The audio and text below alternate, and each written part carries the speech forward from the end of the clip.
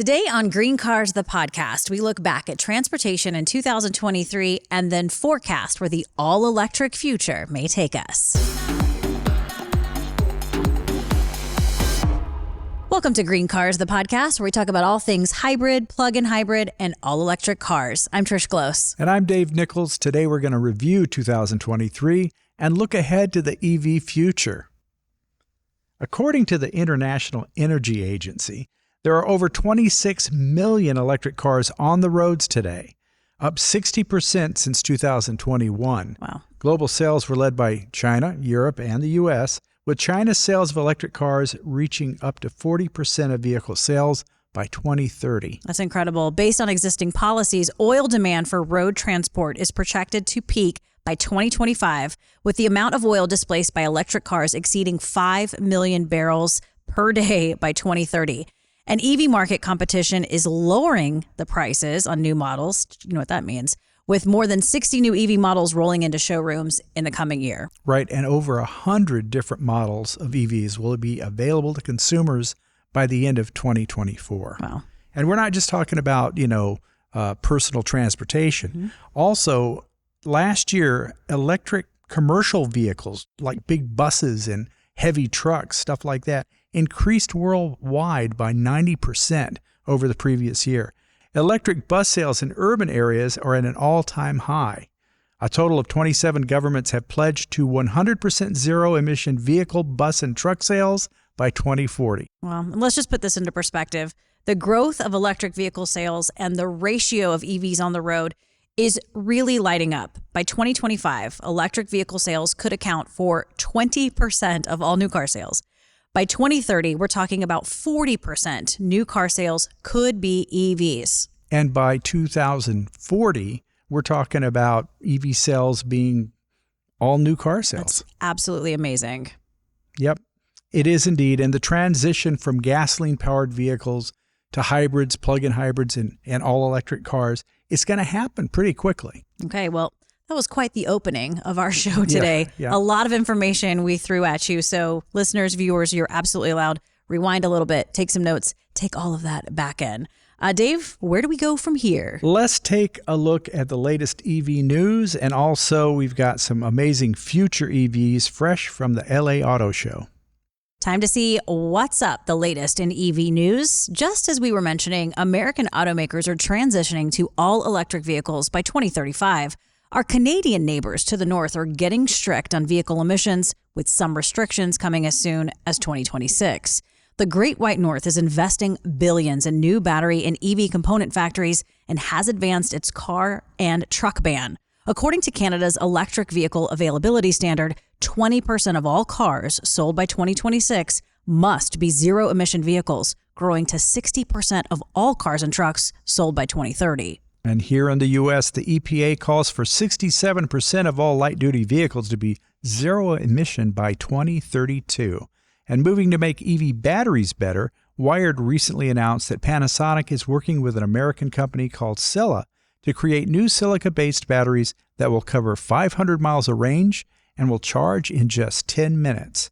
While 3/4 of all EV batteries are currently made in China, the silicone material will be mined right here and manufactured in the U.S. Sounds like a game changer. According to Automotive News, the oil giants whose gas station brands keeps our ICE or internal combustion engine cars filled up are planning to maintain their place in powering our EVs in the years to come. Believe it or not, gas station sales have been dropping for the past 3 decades. Franchise filling stations like BP and Shell are poised to convert to level 3 chargers. Shell already has mobility hubs in China and the Netherlands and plans to have more than 200,000 charging stations live by 2030. And Fast Company tells us that automakers such as Ford are also adding EV chargers to their dealerships and other locations, hoping to add over 30,000 chargers to Middle America for use by business fleets. Wow, really? Yes, Ford Pro is partnering with Xcel Energy, one of the biggest utilities in the country. The program will launch in 8 states this year. But that's not the biggest news we have, Trish. Dave, get out. I won't. I kid you not. Reuters has released details that the first EV station funded by Biden's $75 billion infrastructure plan has begun operations in Columbus, Ohio. The goal is to grow the nationwide network of chargers to 500,000 so you can find a charger within about every 50 miles on the nation's biggest highways and interstates. Wow. And that takes us to the LA Auto Show. Each year, automakers show off the latest designs and technology to whet our appetite on things to come. Our own David Biondi brings us the latest from Toyota, including the hydrogen-powered Mirai. All right. Hello, everybody. I'm David Biondi, and we are here with Maggie. Hi there. Thanks for having me. And Maggie is with Toyota, and we're going to be talking about here at the LA Auto Show. Toyota's got a huge area here. So right now we're standing by the hydrogen Toyota. Maggie, do you want to tell us about this? I would love to. This is the Toyota Mirai. It is our mass-produced hydrogen fuel cell vehicle. It's available in California, Hawaii, and many other countries. And it's a zero-emission vehicle that uses hydrogen as fuel, with up to a 400-mile driving range, and it only takes 5 minutes to refuel, and you're on your way. So it was only available in certain markets. Is there a reason for that they're only available in those markets? Yes. So you do have to go to a hydrogen refueling station. And in the state of California, there are close to 60 fueling stations with funding for 200 stations. So more are on the way. Wow, that's amazing. And not a lot of people know about hydrogen cars. So what was Toyota's decision to have this here and make a hydrogen car? Well, Toyota actually started working on the Toyota Mirai at the exact same time as the Toyota Prius. So the word Prius means to go before, and the word Mirai means future. So Toyota was looking at the Toyota Mirai, the hydrogen fuel cell technology, as being part of the future of the automotive industry, and the Prius was getting us there. So this is an alternative to an electric vehicle, but it is very much an electric vehicle with zero emissions and an electric motor. And Maggie, why don't you tell us about this Prius? Now, the Prius is the best-selling hybrid in the history of the world. And Toyota actually unveiled the brand new redesign of the Toyota Prius at the LA Auto Show last year. And my goodness, it is a jaw-dropping design. It has been such a hit. It is beautiful, it is sexy, it is sporty, and it is faster and more fuel efficient than ever. So the new Prius hybrid will get up to 57 miles per gallon. Unbelievable. And the Prius Prime, which is the plug-in hybrid electric vehicle, will get 44 miles on just electric range before it switches into hybrid mode. Wow. We'll have more from the LA Auto Show in just a bit, but first let's dive into the mailbag. Our first letter comes from Felicia McKay from Kinston, North Carolina, who asks, what was the first mass-produced hybrid electric car? I know. It's got to be the Prius. That is correct. It was debuted in America in 2000, and over 5 million have been sold to date. They're so reliable and long-lived that many have over 300,000 miles on the odometer. Many, including you. Yes, I have one that's 2008 with 316,000 miles on the clock and still going strong. Going strong. I like that. Philip Morgan from Sandusky, Ohio wants to know, how do standard hybrids differ from plug-in hybrid cars? Do plug-ins just have bigger battery packs? They do, yes. The battery packs in plug-in hybrids are bigger and heavier, and they usually have 2 electric motors and a small gas engine. You plug your car in at home every night, level 1 or level 2 charging, and many of these plug-in hybrids will take you 45 miles on electric power only. So if you don't do a lot of driving, if you're just going to the grocery store and stuff like that, you really don't use any gas. It's pretty great. But if you have a plug-in hybrid that you only are taking on long trips and stuff like that, the standard hybrid may actually get better mileage. So why is that? I knew you were going to ask that. To find out, we are going to ask our resident expert, Chase Drum, who is the host of Grid Connections. Chase, thank you for joining us. Tell us a little bit more about Grid Connections. Yes, thank you both for having me. Grid Connections is a weekly video podcast that explores different topics related to everything from electric vehicles to the kind of North American grid and how we're trying to obviously go through a pretty big transition right now. So I have usually a one-to-one interview with a subject matter expert in the space, or occasionally we'll have even a panel episode where we will cover a few different topics with professionals that can be either C-level executives to even regulators in the space. All right, Chase, let's get right into it. Give us the scoop. In what scenario can a hybrid vehicle be the best choice over a plug-in hybrid? Yeah, if you're just interested in saving money at the pump or regularly drive long distances and generally just want a lower sales price, you're better off with a regular hybrid. Plug-in hybrids are at their best for people who drive short distances and plug it in every night. This way, you aren't using any gas at all. Cool. So what's the difference between how a hybrid and plug-in hybrid feels to drive? Yeah, on the road, a regular hybrid or a plug-in hybrid will be heavier than a conventional combustion engine vehicle, but handling-wise, I don't think most people will notice much of a difference. The real difference is generally in the acceleration and braking. A hybrid will feel much more like a regular combustion engine vehicle, whereas a plug-in hybrid or an electric vehicle has a different pedal and braking feel. It depends on the plug-in hybrid, but for most of them, the only difference you might notice actually when you're going between the modes is the sound or the vibration from when the engine turns on, because that battery might have run out of juice or just maybe needs additional power to accelerate, like when you're going up a hill or trying to pass someone. The motors will still be pushing the car along, but instead of the energy coming from the onboard battery to get you down the road, it'll be coming out of the fuel tank and the engine, unlike a regular combustion vehicle where the onboard engine drives the wheels. It's more operating like a backup generator for your house when the power goes out. The engine converts the chemical energy, the gas, into electrical energy that sends it to the motors and possibly battery pack. So you'll still have a peppy driving feel and that acceleration feel that everyone loves in an EV. I like peppy. I hear that some plug-in hybrids get worse gas mileage than a conventional car if you don't plug them in.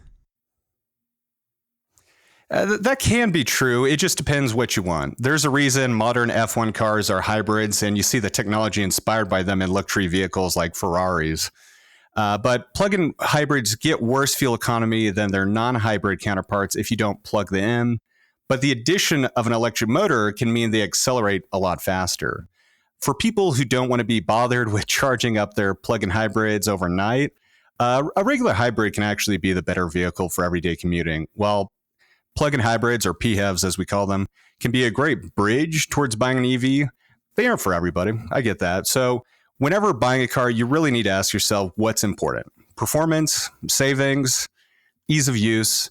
There are hybrids for everyone. It's not just about saving gas. High-end brands aren't offering hybrids because of fuel economy. Although their all-electric modes do help them around some of the European environmental legislation, those cars have it because their buyers want the best lap times and or bragging rights.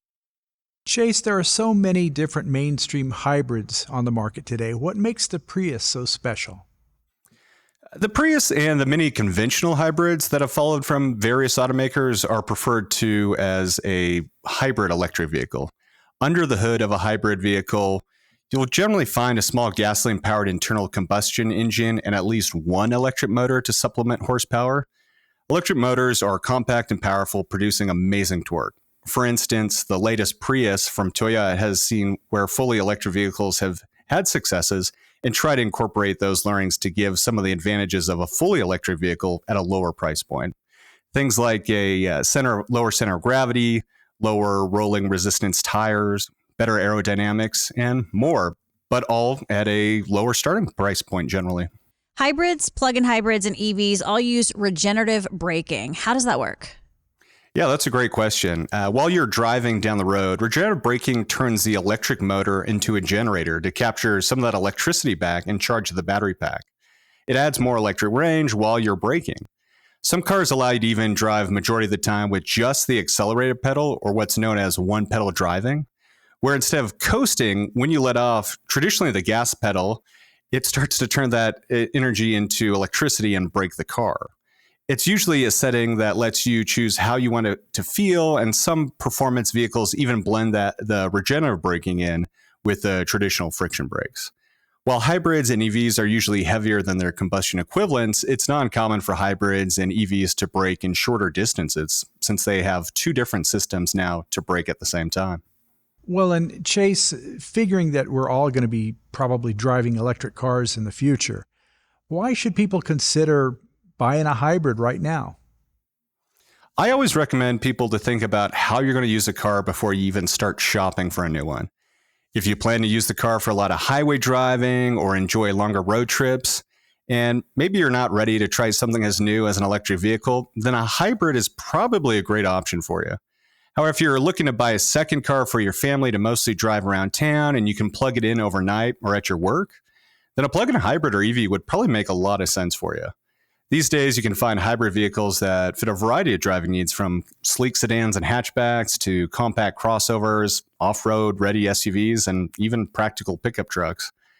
Brake pads and rotors also last longer on hybrids and EVs thanks to that regenerative braking again. So most routine maintenance costs on a hybrid or a plug-in hybrid specifically are similar to a conventional gas-powered car and potentially less frequent. All right, Chase, let's get into the good stuff. Your predictions for 2024, what do you have? Yeah, Trish, I think we're likely to see a few different things, but one thing in particular that we were seeing pretty regularly before kind of COVID, and we saw a lot of these supply chain slowdowns, was automakers coming out with each year a battery pack with more EV range. So I think we're really likely to see first this year a lot more EVs that are already on the market start to come out with new models that have just more energy density in them. And that just essentially means that you can go farther on a charge and ideally be able to charge even faster. And I think it's going to be a bit of a thing we see these automakers pushing to do, because one, the supply chains for these batteries and the actual materials before have kind of started to pick up, and there isn't such a high demand anymore, and also the prices are coming down. So I think with so many EVs on the market and just auto sales have slowed down because of interest rates and other things, I think this is going to be an area where we start seeing ranges increase as a way for automakers to be more competitive. I think another thing, I guess this would be my second prediction for 2024, is to see what the outcome of a lot of American OEMs pulling back their EV production. It was kind of announced that with this slowdown, really, to be honest, in sales across the board, but for some automakers, they're seeing it more with their EV lineup. They've decided to kind of pull back EV production and put a bigger focus on plug-in hybrids again. So I maybe this is more of a open-ended question than a prediction, but I am just really curious to see going in 2024 if this decision by kind of the legacy automakers will be a smart move just because of a temporary slowdown, or if going back to hybrids and kind of ignoring the fully battery electric vehicle sales will kind of give a further head start to some of the larger market share leaders like Tesla, Kia, and some of the Chinese EV companies already in the US like Volvo, and some of the new EV startups like Lucid and Rivian as well. Then I think probably my third and final prediction for this year is, right now there's a lot of automakers that have, pretty much all of them, have already announced that they will be supporting a new charging input called the North American Charging Standard. You might have heard some people refer to it as NACS, just another fun acronym for the industry. But that actually will start appearing natively on a lot of electric vehicles for most automakers in 2025. And so I'm kind of thinking that I actually already know a couple people who are looking to buy EVs that are holding off on buying one because they know it'll be a native feature next year. And so they won't have to have an adapter when they go to plug in their EV. So I really think 2024 is going to continue to be maybe a slower EV year for the non-fully EV companies, mostly kind of the larger OEMs. And you're going to see them sell more hybrids because of the buyers that just don't want to deal with having an adapter. And I think it could also lead to these vehicles having a potential for greater depreciation down the road when you go to sell it, because it's not something that has the right charger. You have to sell it with an adapter. So I think that's kind of my three big predictions for 2024, which is likely to see greater EV range increases in vehicles, see how the pullback of North American automakers into hybrids plays out, and then maybe slow down in EV sales because car buyers don't want to really deal with having adapters for their cars. Chase, thank you for joining us and sharing your brain. We look forward to having you on the show lots more in 2024. Thank you. My pleasure, Trish. Great to be speaking with both of you today. Those are some pretty great predictions from Chase. I've got a prediction for you, Dave. Yeah, for 2024. I'd like to hear it. Okay. Yeah. 2 words: glove box microwave. Oh, I kind of love that. I mean, long road trip, you need a little popcorn snack. Beep, boop, boop, boop, done. maybe a little mini pizza. Whatever you'd like. That's the beauty of a glove box microwave. I love that. If we're not working on this, someone should take some notes, make it happen. Yep. And our producer has a prediction. Mm-hmm. He thinks that EVs will turn into transformers and have laser beam headlights. I think the microwave's probably a little ahead of that. I would put it ahead, yeah. Let's get to a serious prediction. What's your prediction for 2024? I think we're going to see a lot more hybrid and plug-in hybrid sales as people take their time and, kind of use them as a gateway to get that all-electric vehicle so that by 2030, they're ready. Well, and consumers are driving this idea. That's very I know. clever. I came up with that all on my own. But it's true. I think the idea of an all-electric vehicle is a little intimidating. Hybrid, plug-in hybrid, we're getting comfy with the idea of driving an all-electric vehicle. It truly is the gateway car. So it will be interesting to have this exact same conversation in a few months and see where everything is. Right. And now we have a lot more from the LA Auto Show. We are going to go back and see what is new from Chevy. Hello, everybody. My name is David Biondi, and I'm here at the 2023 LA Auto Show, and I'm here with Daisy Jimenez. Thank you for being with us, Daisy. Sure. Thank you for having me. So we're here, and she's with Chevrolet, and we're here standing in front of, there's 3 electric vehicles we have here. What 3 are we standing in front of? So we have the Chevy Equinox, the Chevy Silverado EV, and then the Blazer EV at the very end. Awesome. So Chevy is in the electric game. So tell us a little bit about kind of their mission in EV vehicles, or EVs, if you will. Yeah. So I think one of the big priorities for Chevrolet as part of our transition to EV is to offer a wide array of options for consumers to fit their lifestyle, right? So you have everything from the Equinox up to the Silverado. Across the GM family, you've got more. You have the Hummer EV and Celestiq, right? So really excited just to bring that really wide range of options to consumers so that they're not tied to just 1 to 2 options, and they can really make that decision for themselves as they start considering electric, whether it be near term or long term. We have we have, I believe, the most affordable EV in the market, the Chevy Bolt EV and EUV. And again, going all the way up to the Chevy Silverado EV. Okay, cool.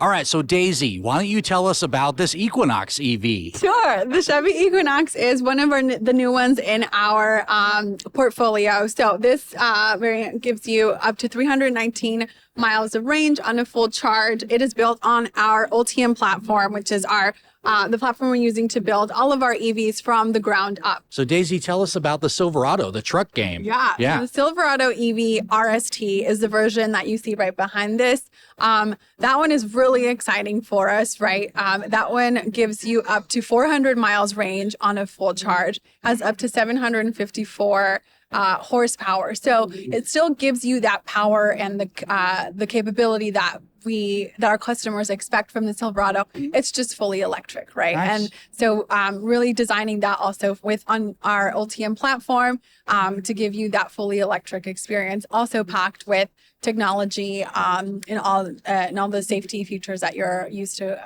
with the Silverado as well. Awesome. All right. Thank you, Mr. Biondi.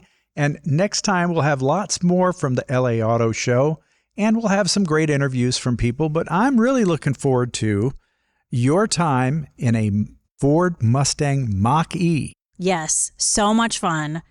Look, there I am. Oh. Look, Mom, driving a Mustang electric vehicle. You look like you have range anxiety. How'd you know? I did have range anxiety, believe it or not. I thought for sure I wasn't, but I absolutely did. And I had charging anxiety. Well, that's because there's no microwave. No, I was going to plug one in, though, Yeah. in the Mustang. So much fun. I am so excited to share my experiences with you driving the Mach-E and all of you. And we also want to know what you think. What topics would you like Dave and I to discuss? And what is your experience driving an EV? We want to know. We also want to know what's holding you back from driving an electric vehicle. Yep. And that wraps it up for another GreenCars The Podcast. When it comes to EVs, stay informed and stay charged. We'll see you next time. Follow us at GreenCars HQ. Email us, thepodcast@greencars.com.